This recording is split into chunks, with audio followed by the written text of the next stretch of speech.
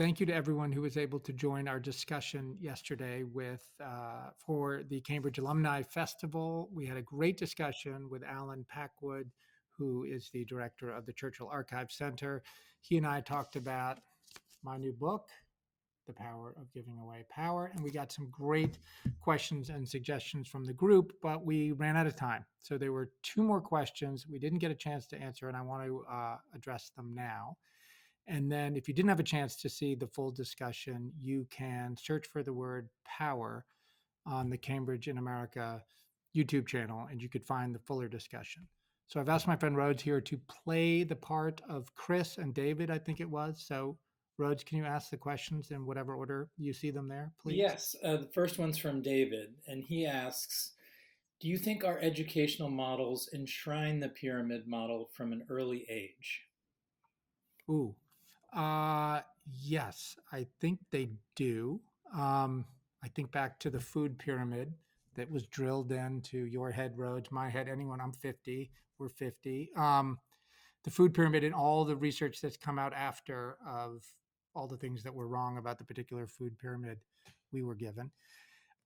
Also, if you think about like a stereotypical classroom of a teacher who, quote, knows everything at the top, a bunch of super eager kids who raise both hands in the front row, maybe single hand raisers in the middle row, and then many in the back who are just kind of disengaged.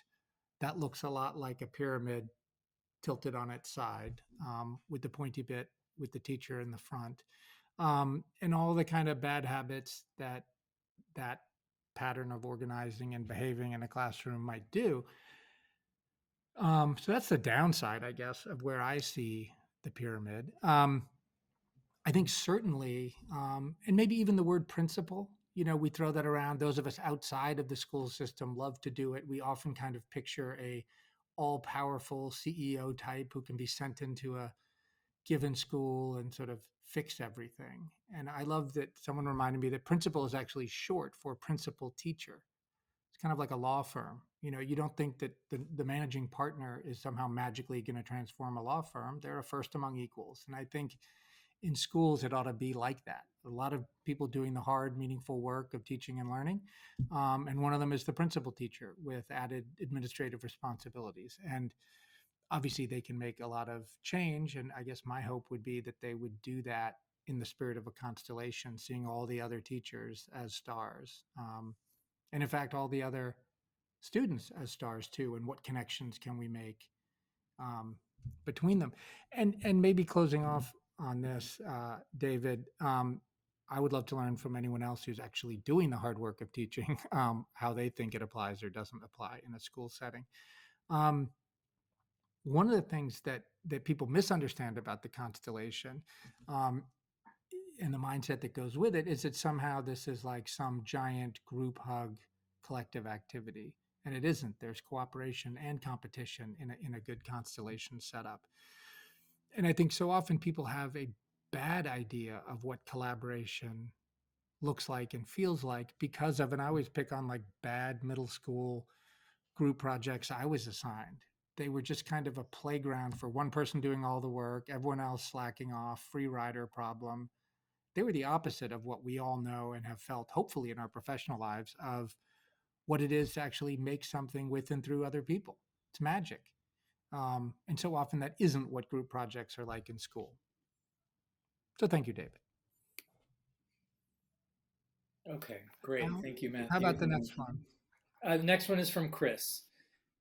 Uh, how can someone live this philosophy within a strongly hierarchical organization? Wouldn't the act of surrendering power be exploited by those, many of whom may be more powerful to start with, to hoard more power? Yeah, I mean, and Chris, I think this is probably the question, not always worded as beautifully as you did, that I get the most in the weeks I've been out there talking about the ideas in the book. Um, so, yet, look, I think two things. One, absolutely, it takes a leap of faith, and there is risk in making this leap to give away power in this constellation mindset that I talk about in the book. It is one of those things that uh, Mary Follett, who I talk about in the book, and her favorite teacher when she was in college, William James, talks about these things in life where what the attitude you bring has no bearing on what happens. And so, an obvious example is like if you're staring at an apple on a tree and you just sort of really hope when it's ripe that it falls up and not down. It's like what you think and feel about gravity has zero impact on the path of that apple falling to earth. But William James and Mary Follett remind us so many things in the realm of human affairs aren't like the apple falling from the tree. In other words, what you bring to it and the attitude you bring to it have a meaningful impact on what happens. So, a great example is if you withhold love and trust from a potential spouse, let's say, in a dating scenario, if you withhold love and trust until you are shown love and trust, right, sort of sit there and wait, that dramatically decreases the likelihood that that will happen. If, on the other hand, you extend love and trust with no guarantee that you're going to get it from the other person, you have increased the odds of that happening. And I think that's true in the context of the work meeting that, Chris, you're talking about, which is yes, it's scary. And by the way, getting someone else, to get practical here, to take that leap with you. Um, and it all starts with either explicitly saying or doing the body language equivalent of the following 5 or 6 words: I don't know.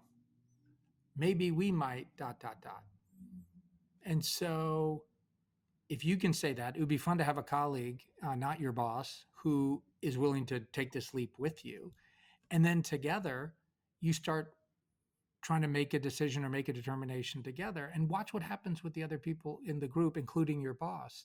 It is so much more energizing to make something with other people around a table. Because guess what? Your boss, who maybe has done well in the pyramid, they're pretending. They don't know the right answer. And so if you can model that kind of behavior, maybe not in that meeting, but if you keep doing that, that is such a better way to spend time together around a table, whether it's a real one or a virtual one on Zoom, that pattern and tone, I think, and from my experience, will start to dominate and take hold, and people will miss it and won't want to go back to the pyramid way of pretending you have an answer when you walk into the meeting, getting everyone to say yes to a predetermined idea and working backwards from there. So those, I hope, were at least partial answers to David and Chris's questions. And if you want to check out all the other great questions and suggestions that Alan Packwood and I covered in the Alumni Festival situation, please, again, search for POWER, which is short for the power of giving away power, on the Cambridge in America YouTube site. And Rhodes, thank you for playing the role of Chris and David. I thought you did a great job. Till next time, thanks, guys.